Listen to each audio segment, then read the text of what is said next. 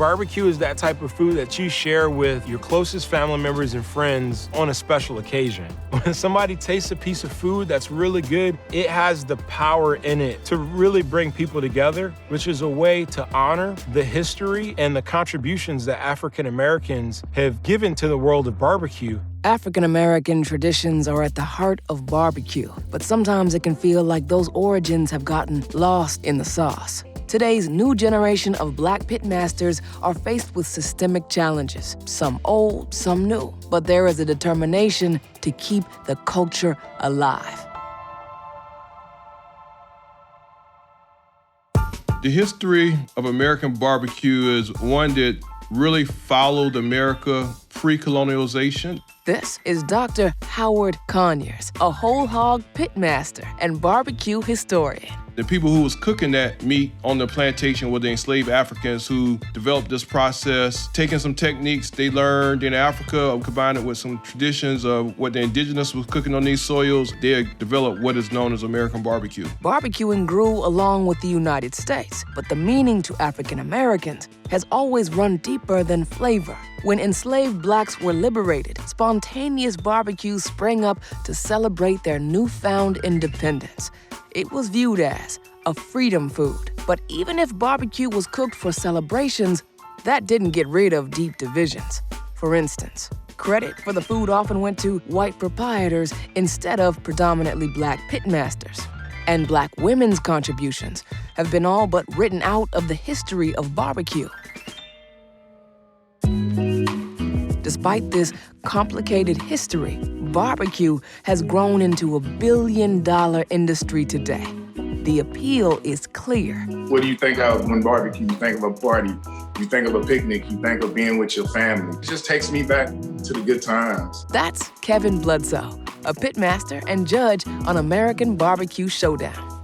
Cooking shows and competitions like his are a key way for chefs to get fame and recognition. But unfortunately, getting a foot in the door can be a challenge. You have to get a sponsorship to really make a wave in competition. I mean, unless, you can afford to go to Memphis in May and you just don't see that many brothers or sisters in it.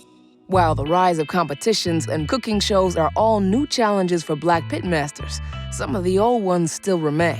I think some of the biggest challenges for Black pitmasters that when it comes to opening businesses is a lack of capital or a lack of access to capital. When it comes to starting a business, it ain't free. I mean, you need an equipment, you either need a restaurant, a food truck, you need inventory. It can make the dream of opening a barbecue spot extremely daunting.